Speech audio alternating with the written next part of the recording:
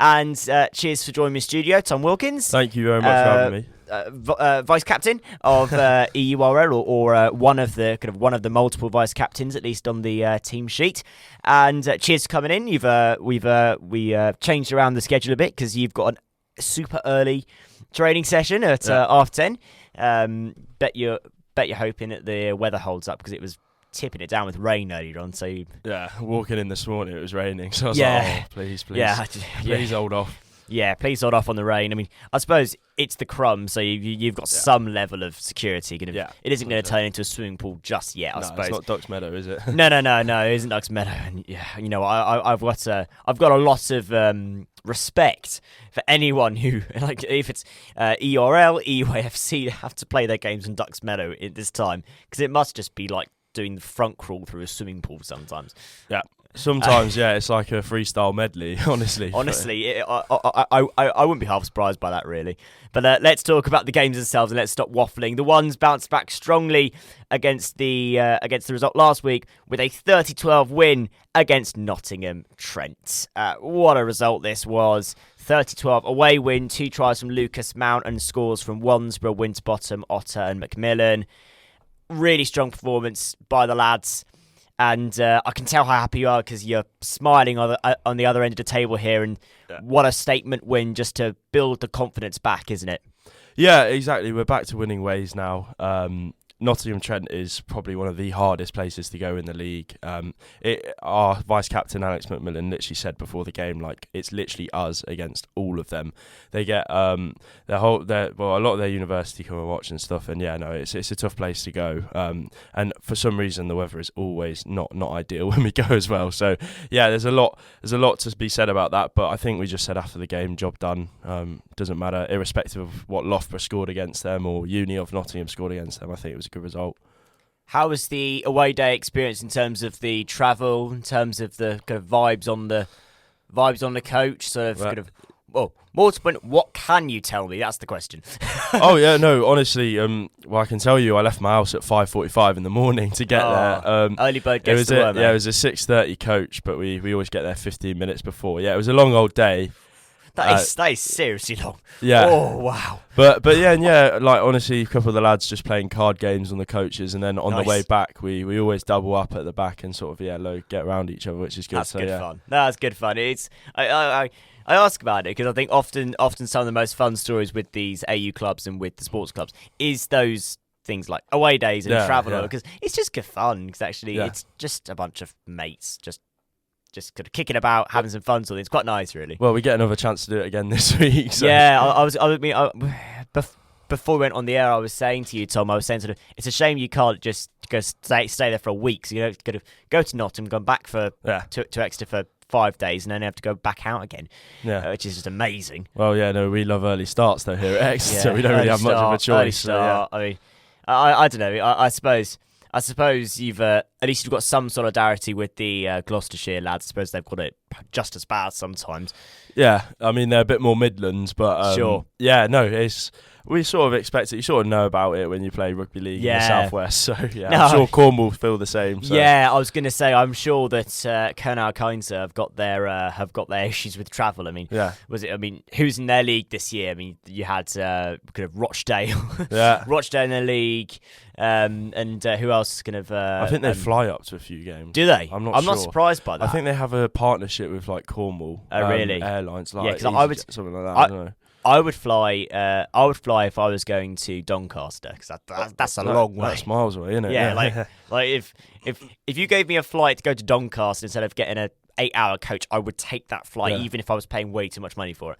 So away days, as we said. Next trip for the Ones is that Nottingham now game. So you're looking for the clean sweep now away in Nottingham, for both Trent and Uni of Nottingham, and you've got some good history, at least, with this fixture this year, because your first game of the season was an absolute shellacking of Uni of Nottingham at the start of the year.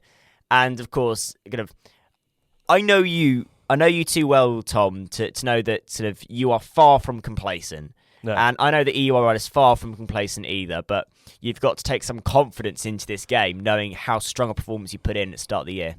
Yeah, 100%. I think when you go away, especially as far as we have to travel up half the country, you have to go with a bit of confidence. And yeah, to put 40 points on them last time out was, very satisfying. But at the same time, the way their fixtures are going, we know that they're improving. So we know it'll be a very tight game. We're expecting that, but we have to go with confidence up there, of course. I think that's a good point you raised there, Tom. Is that sort of I think rightfully so, because the EURL are one of the two strongest sides in this division. I think it's fair to say, but a loss to Nottingham then means that you're on equal points with yourselves and Nottingham. Yeah. And then it's so tight because you only got 6 teams in the league. I mean, Gloucestershire and St Mary's, they're in their own division basically because of the points deductions. So essentially, it could get really quite competitive, even if there's a one-shot win here, one-shot loss there. Yeah. And that's the cool thing, is even if a league of 6 or a league of 4 seems a bit boring, it's far from, because every game is a 6-pointer, as it were. Yeah, pretty much. And I think with Nottingham as well, like I think the fact that it will be a tight game is also something I'm really looking forward to. But yeah, no, I think you've just got to take every game as it comes. Every next game is the most important game of the season. Obviously, the bounce back from the loss against Loughborough to then put 30 points on Nottingham Trent was really, really pleasing. And we know that sort of the response in training we got, for example, this time last week, we know that we're just going to keep on improving as a side. And yeah, Nottingham on Wednesday is our main and only focus. So yeah. Have you got any plans for the away trip yourself? Are you gonna what are you gonna take with you? Gonna take some pack of cards, take a book. You're gonna do some coursework on the coach. Yeah, it's deadline season, so unfortunately I'm gonna have to do some coursework and also a bit of revision. Good man. So if my lecturers are listening to this, then well, you know what, we're if you are listening, lecturers, there is only one place to tune in 10 to 1, and that's the Sunday Sports Show. Come on, that is Sunday Sports Show. So yes, Exeter sits second in the league, 3 points behind Loughborough. Only 8 points behind Loughborough on points difference as well. If points difference comes into play, we never know. That might come into play perhaps. Nottingham 3 points behind, so it's a crunch fixture there at the top of the Premier South Division. Let's talk about the twos this time. Wow. And yeah, wow indeed. They remained unbeaten in the league with, wait for it, a 76-6 win against Northampton's Ones. What a victory this is. You were saying to me before we went on the air, Tom, that this was at least 40 up for Exeter at half-time, and that this game was actually called early because it was getting to a point of being embarrassing. But I think it was, my word, plus 70 on the goal difference, ain't half bad for Exeter.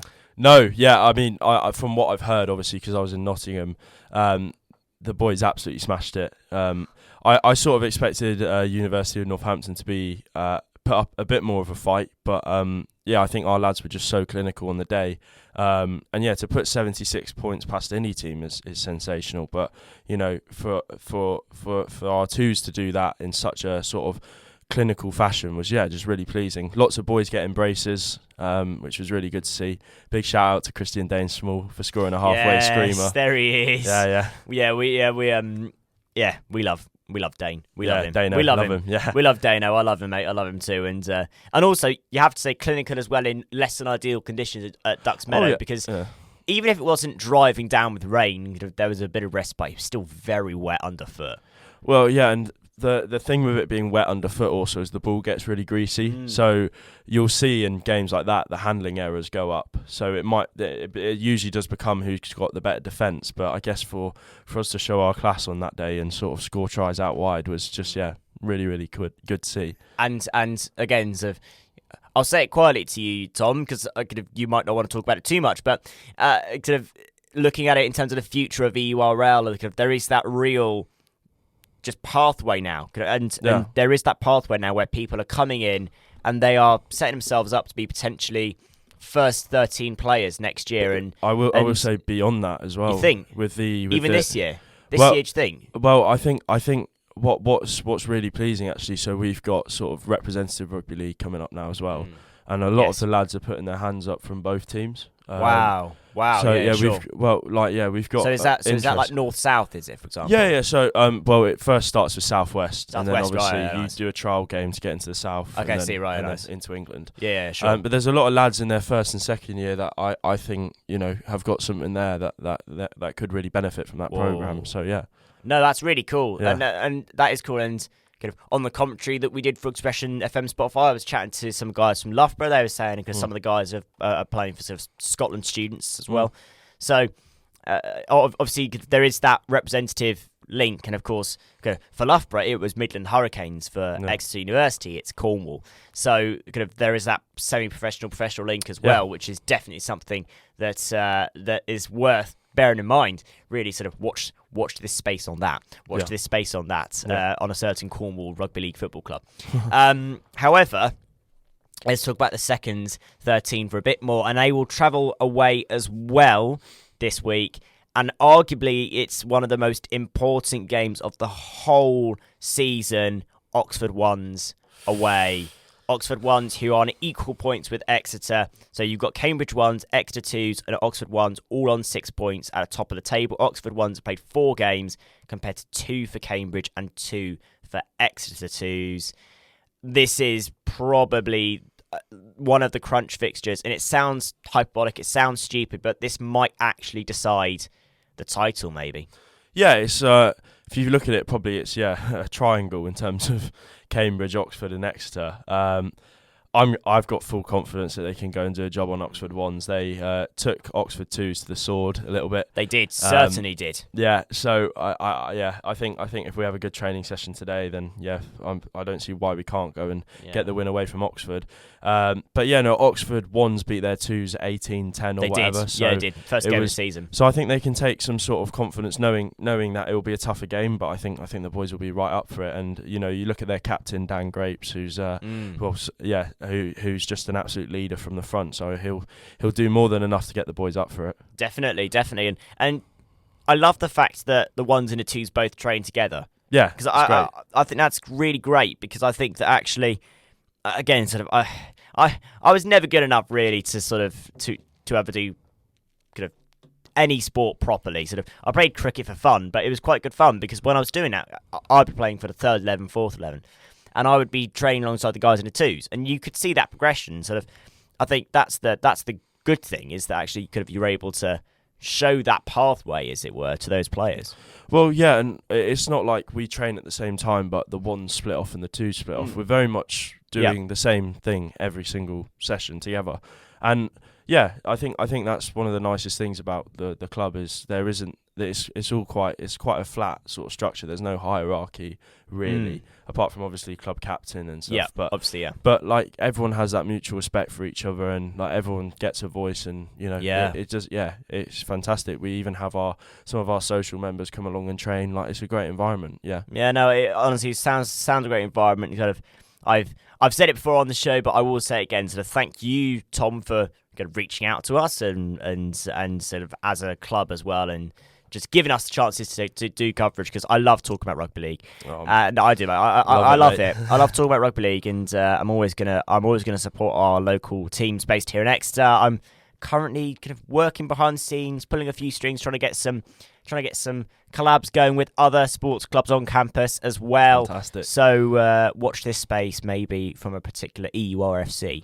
but we will see how things go on that. I'm still working on that, but that might take a bit of time. But I'm going to let you go to your training session. Thank you very much. So you do not get shouted at by your head coach. And cheers for coming on, and all the best over in Nottingham, my friend. Thank you very much. Thank you for having me. Thank you.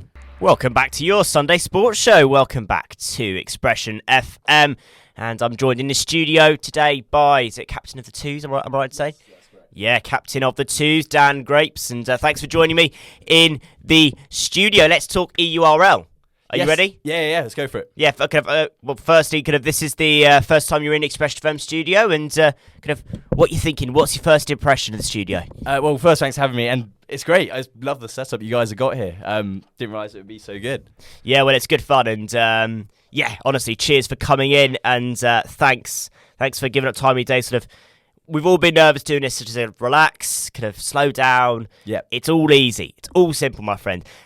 I'll talk mostly about the twos, but I will focus on the ones for just a bit because we're without the one and only Tom Wilkins for this episode. He is out doing, I believe, Southwest training. Yes, out in today. Yeah, in Gloucester. So good on him for that as well, and all the best for him as well. I know he's got a bright future ahead of him in the world of semi-pro professional rugby league. But let's talk about the ones then, and it was a perfect BUCS Wednesday for EURL as the one took a close 4-point win, 32-28 away from home at Nottingham to complete a clean sweep of away wins in Nottingham in 2 weeks. 2 away wins in 2 weeks. Oliver Burlett leading the scoreline with 2 tries with Lucas Mount, Toby Winterbottom, Ludo Staley and Jack Carden contributing with tries. 4 successful conversions from the boot of James Bush now seems so important to the positive result for EURL, who continue to put pressure on Loughborough, who lead the league. They will now travel away next week to Twickenham to face St Mary's, who are currently sitting at the bottom of the table due to walkovers because of logistics issues and also issues getting teams together. However, St Mary's are not to be underestimated as they've only just come away from a close 2-point loss to Nottingham Trent. So St Mary's are a threatening side to face, and my word, it's nowhere near done and dusted for the ones. I can tell you a team that's nowhere near done and dusted, it's only just getting underway. That's the twos.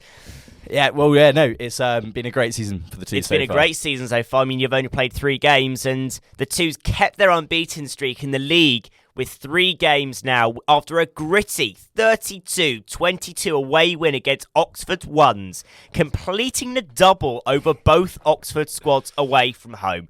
2 tries from Cameron McDonald with tries each from Christian Dane-Small, Oliver Carrington, Theodore Labar and Theodore Walton, taking the twos right to the top of the league table ahead of Cambridge Ones. You must have been ecstatic with this performance, Dan, and what a statement win. Yeah, no, we're absolutely buzzing. I mean, you saw how close the scoreline was. So close. And in rugby league terms, that is... Oh, that's absolutely nothing. That is absolutely nothing. That is 1 penalty, 1 turnover, 1 stolen ball. Exactly right. It's similar to the ones towards that end. We just grinded out that game and saw it out right to the end. And that was really important because it's first 2 games of our season, comfortable wins over the Oxford Twos and Northampton. So it was really good to have a tester like that. Couldn't ask more from the boys. You know, going in at half time, it was 40-0. Couldn't split the sides at all. We managed to push on with a lead, got a few tries in. But then, as it happens, we got a yellow card, unfortunately. A few injuries in the side, and Oxford brought it really back and couldn't ask for more effort from the boys. We're defending on our line for a good chunk of that second half. Sheer effort, and my word, what a deserved victory. Oxford Ones are arguably, well, were arguably, even it's a word now, it isn't even an R.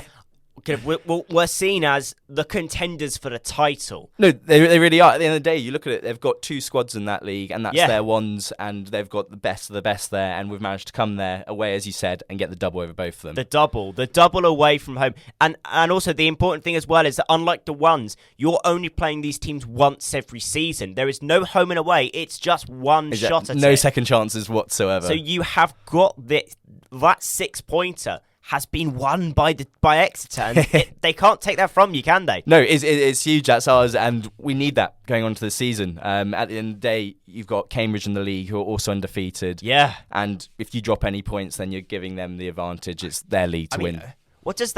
How does that change your sort of psychology as a squad? Is every game a must-win? Do you go into every game like it as a cup final, as it were? It generally is. To use that well-worn cliche, but every game is a cup final. It really is, because as you said, it's a small. The amount of games we play, we're only playing 7. So because it's such a small proportion, if you lose 1, that's huge. So you have to go. We have to keep winning and winning and winning. If you want to have the league in your hands, that's how it's got to be done. Wow, I mean, the commitment must be so high on those days, and talk me through as well the away days, because it's something I talk about with Tom a lot when he talks about having to go to places like Loughborough and Nottingham, and you've got some pretty big away days as well. I mean, Oxford isn't exactly easy to get to. No. It's better than Nottingham, I'll admit that, but it's not easy. Kind of how does that work on that day-to-day basis? Sort of, do you just kind of cook your lunch before the day? Yeah, so obviously the night before we have a team meal. Yep. Boys just chat tomorrow's game. Nice. We all get ready. Everyone Nice. gets a good night's sleep. And then, it's always an early morning start. You said, takes 3-4 hours to get to Oxford. Sure. It's not an easy coach journey. Yep. But time we get there, we give ourselves an hour to set up. And because everyone's so up for it, the boys are switched on straight away. Nice. We get out on the pitch, we warm up, and heads are switched on. High performance. And I couldn't ask more from them. Yeah. They're all really up. They all understand how important this is to us. High performance mentality, sort of, that is taking it seriously, is just that way you can just switch it on and go, bang, right, let's compete. Yeah, exactly. Let's get at it. Let's put our best into this now. And something I was talking about with Tom a lot was the idea that you had that crossover between the 1 squad and the 2 squad, and a lot of players in the 2 squad were getting the chance to get that call up, to get that promotion to the 1s. And as a captain, that must be so rewarding for you to see. And you must be so proud of your squad, because you can see these players that are growing into 1s players. Oh, I love it. It's really good, because you don't want to have sort of a distinct line between the 2 squads. We train together all the time. Yeah. So obviously I love that, by the way. I love that you train together. It's great. We're just one big squad. That's what it is at the end of the day. And the boys who are training best, training hardest, they'll get that run out in the 1s. And the rest who are working just hard get it in the 2s. And I love to see it, because, as we said, our league's gone really well this year. We're 3 games undefeated. So obviously boys are putting in massive performances. So it's great for them that they get to step up and go play in the 1s league. Because obviously, it is harder. It is tougher. Yeah, it is. But they're more than up for it. Exactly, they are. It's a double-edged sword, though, because obviously each week I'm losing a few boys who have been stars for me the week before. My team selection is like, who have I got this week? But end of the day, I'm biting Wilco's ear off about, this boy needs to be playing, because they deserve it. And then when they go up, they put in performances for the 1s, and then they stay there. That's the point of it. Yeah, exactly. I've been there playing for my local cricket club when one guy's been taken up from the 3s into the 2s, and then you've suddenly got a massive hole you can't fill in your 3rd slot. I am fully aware of that issue of, this guy's got up and he's never going to come back down again to the 3s or to the 2s in your case. So, you know what?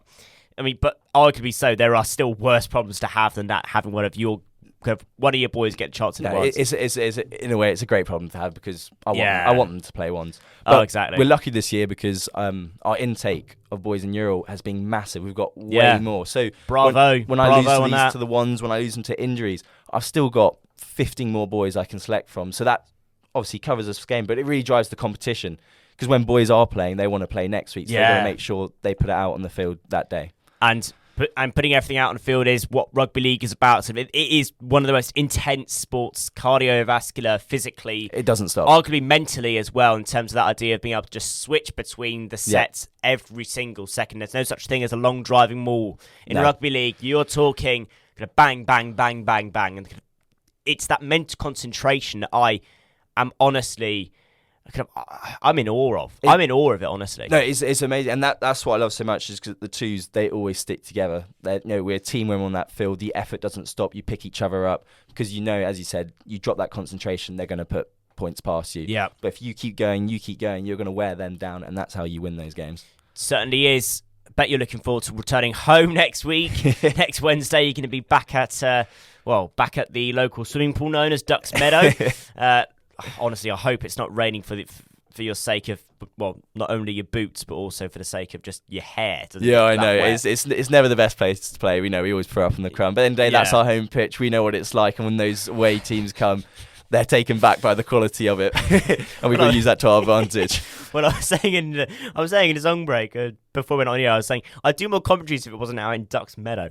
Because I don't really want to have to wear my kind of welly and kind of pack a snorkel whenever I go there. Yeah, exactly. But you will return home next Wednesday. You're going to face off against Brunel 1s, who have a 1-1 record so far. They took 3 points against Brighton, 28-14 at the start of the season.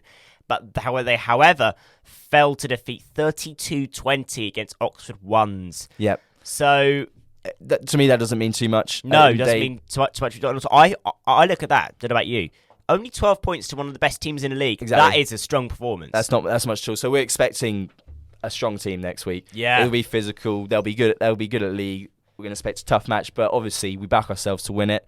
Yeah. Keep this run going. Yeah. And it's putting us in good stead for the end of the month when we take on who we see as our biggest title rivals, and that will be Cambridge. Yeah, Cambridge game is going to be a massive 6-pointer, and something that might play into your favour is that in terms of the attacking sense, Brunel haven't quite been on form there. Kind of 28 points, 20 points. Kind of, they're good figures, but they're maybe not the figures that you're going to be able to keep and kind of stay competitive against an Exeter squad that has been, well, I think the best, or if not that, one of the best attacking sides in the whole league. Yeah. As we saw with that, well, frankly, ridiculous 76-0 76-0 Northampton game. I mean, it's amazing how well we've scored this year so far. It's just... What's the secret? What's the secret to the 2 squad being so strong in that attacking line?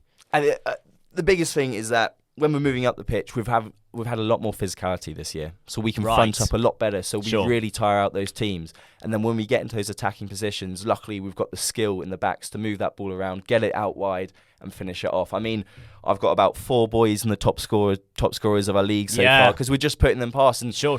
End of the day, if we keep doing that, the teams aren't able to stop us because we're just going to pile them on and keep piling them on. So is it fair to say that as a squad, you're trying to play more attacking style of rugby league than a defensive style of rugby league? Kind of, let's use a Super League example. You're trying to play like Catalan Dragons, not trying to play like St Helens. Yeah, I'd agree with you perfectly there because at the end of the day, we have the skills to do it. So that's when we get on that pitch, we need to bring out a bit of that flair, a bit of that jouet. We need to... Yeah, jouet. Jouet à tres. I mean, last game we had 2 chip and chasers to put it on them. And it's beautiful. When you see this, it's absolutely awesome. I wish I was there more to see it, but again, Ducks Meadow. So there's so many different styles for us to score and...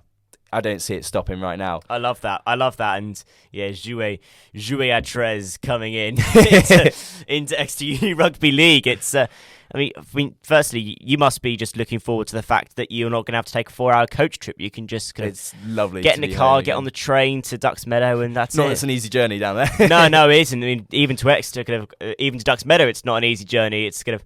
Do you go by train? Do you go by car? What do you do? So a lot of the boys bus down. Nice. I drive down, bring all the kit down for us. Yeah, sure. Nice. But no, obviously it is a lot nicer being at home. We can get a few supporters down there. Yeah. Get a nice atmosphere down at Ducks as best as you can. Yeah, let's see what the Met Office is thinking. Hopefully what it's is in our favour. What is the Met Office thinking for Wednesday? Oh, praise the Lord! It's a dry day. Oh, there we go. Yes! That's a win. It's a win. It's dry. No rain. Please be right. We love that even more because that just helps us with the attack.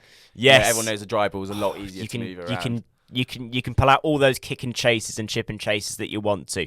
Well, I'm going to let you go to your training session so you're not not argued and you're not shouted at by your head coach because he said, I was on Expression FM talking about University Rugby League. But cheers for coming on the show. You're more than welcome back on the show to talk. No, thank you. No, talk to twos. Hope you've enjoyed yourself. Yeah. Hope you've enjoyed yourself in the studio. It's been great. Well, you're more than welcome back, and hopefully I'll be able to talk to you next weekend, next Sunday, about the same time-ish. And we can talk about the fact that EURL has picked up their 4th win on the bounce against the Brunel Ones. We can only hope so, of course. Yeah, we can only hope, my friends. But that being said, let's play into our song break with some Foals again. Let's hear some Mountain at My Gates. However, cheers for joining us in the studio, Dan. Thank you very much. Welcome back to your Sunday Sports Show live on Expression FM. We're back in the room, as any magician or person at a show says, you're back in a room. And now we're back here with EURL, back here with my good friend Tom Wilkins. You're back here after, well, it was a week out last week. We didn't go live on the air last week even for Sunday Sports Show. And we're back in again, so it means we've got double the amount of rugby league games to talk about for Exeter Uni Rugby League. And you know what, that makes me feel really happy. Before we go to the ones who had an absolutely stellar 2 weeks, let's talk about the twos quickly as well.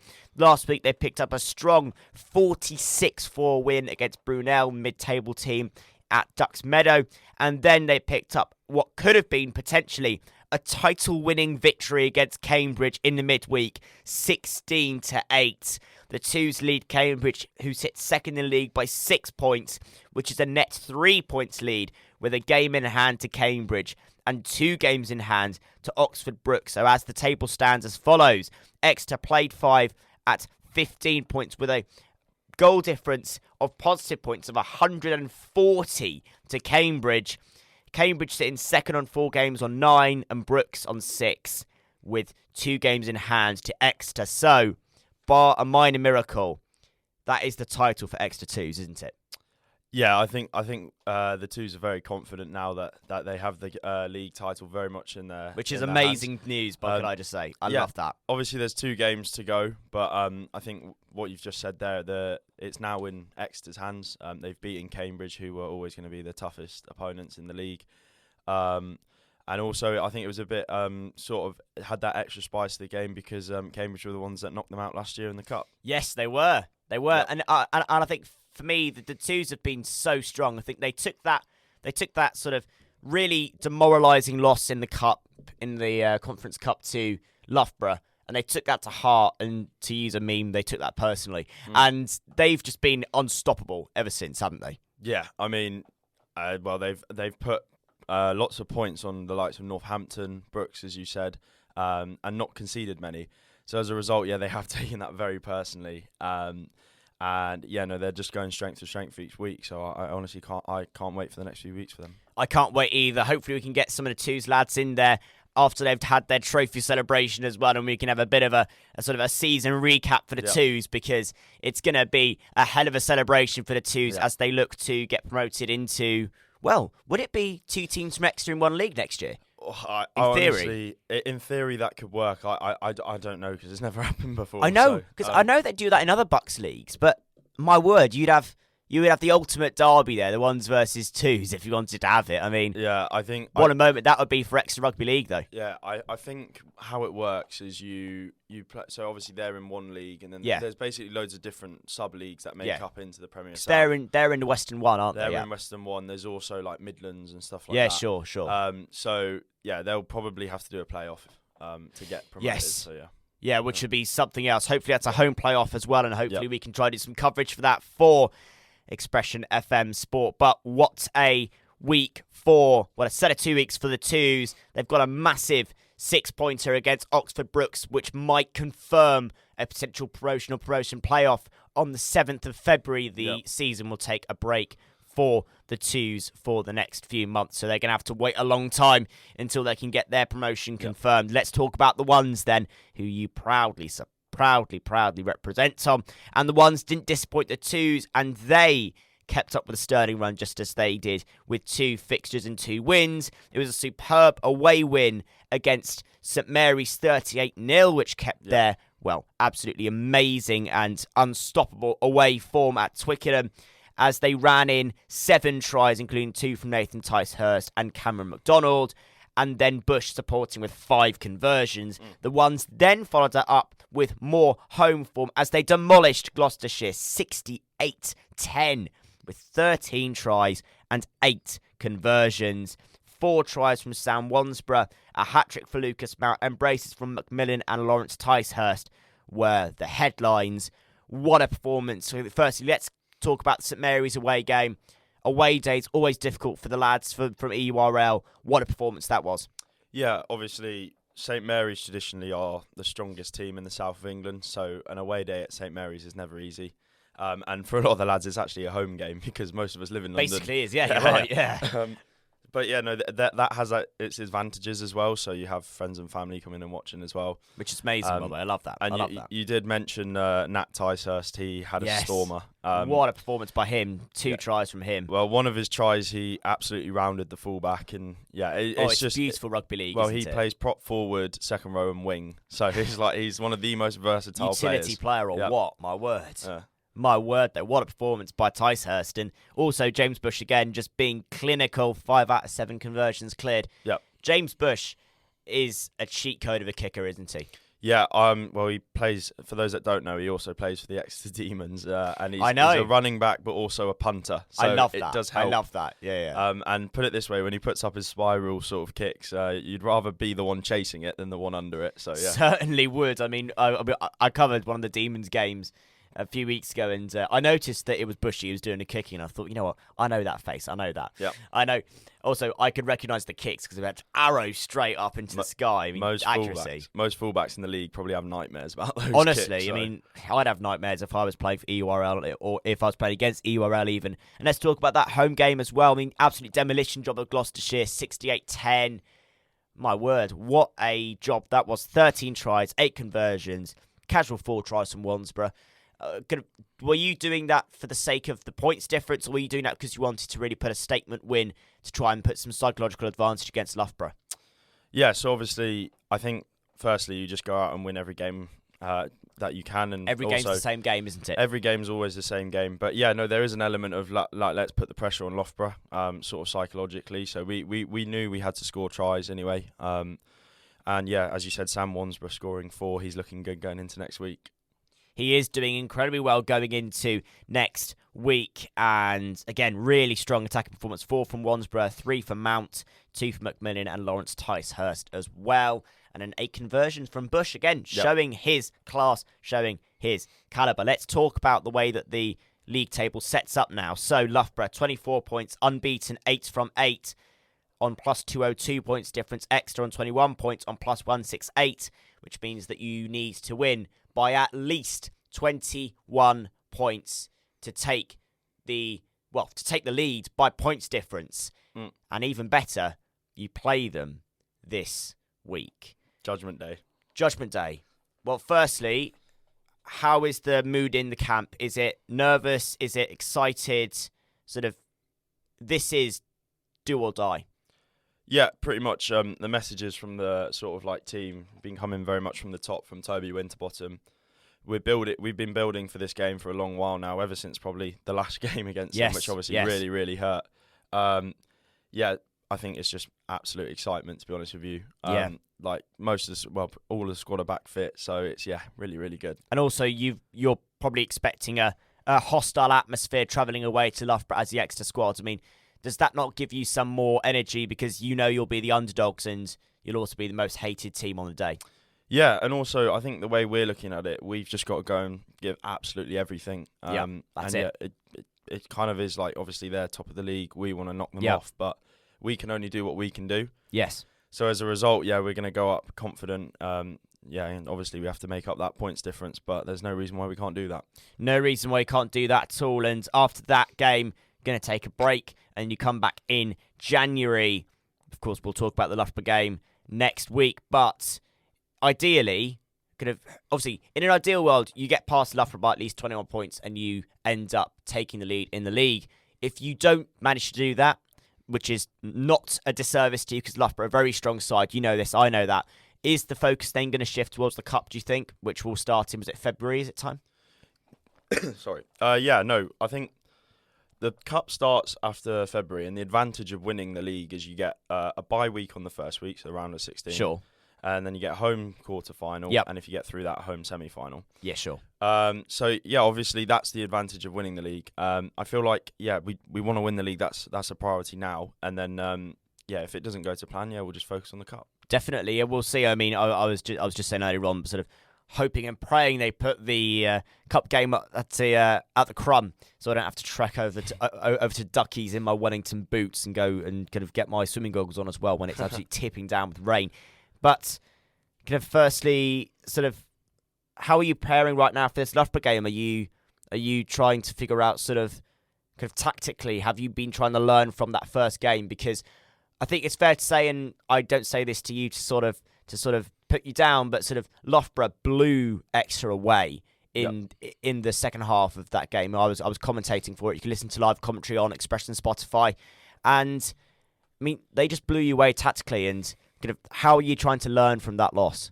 I think the first thing we did is we identified as a squad that we had more to give that game.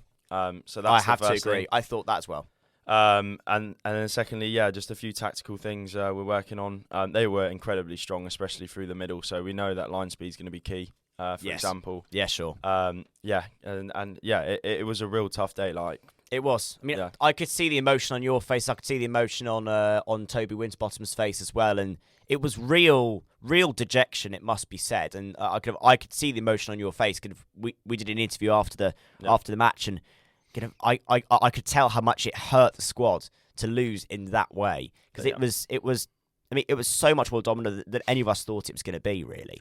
Yeah, and we were in that game up until 50 minutes. Yeah, and it was 6-4. We were actually in the lead, and then it was sort of like we've spoken about. There was like a point where we had a disallowed try, then they scored. Yes, And it's funny what momentum does. And, it is really funny, yeah. If anything, the thing that we've worked on the most in the games now is how do we react when something doesn't go right. And against Nottingham, for example, yes, we were defending on our line for the last 10 and we sure. held on. So is it more a psychological battle for you, do you think? Yeah, I think we have the skill. I think we have the quality there. Yep. Obviously, working on a few tactical things as well. Sure. But yeah, no, it's about how we respond to setbacks, because there will be setbacks on Wednesday. Yeah. 100%. We're away from home against Loughborough and we're Exeter. Yeah. Of course. I mean, exactly. And Loughborough, unbeaten side so far. Yep. I think the thing that you can take in your back pocket for you is this. Right now on points scored, you lead by a solitary... Well, you lead by 2 points over Loughborough. So right now, if you win by more than 21, that is the league title, essentially. Unless you have a banana peel slip against Nottingham Trent. Yeah. But I mean, right now, it really is Judgment Day. And are you going to go into the game with a smile on your face, or are you going to go in there with a game face on?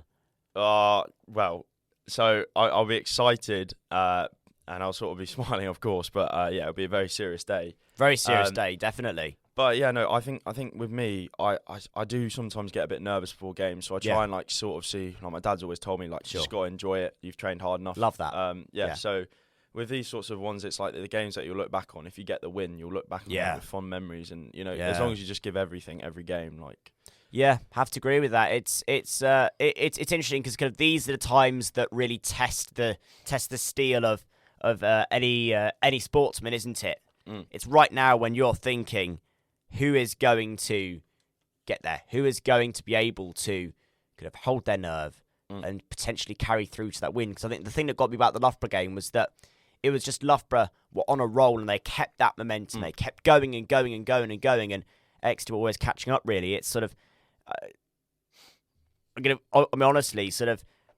Do you think you've got what it takes to win this game, to win this match, to win the title, even maybe? Yes.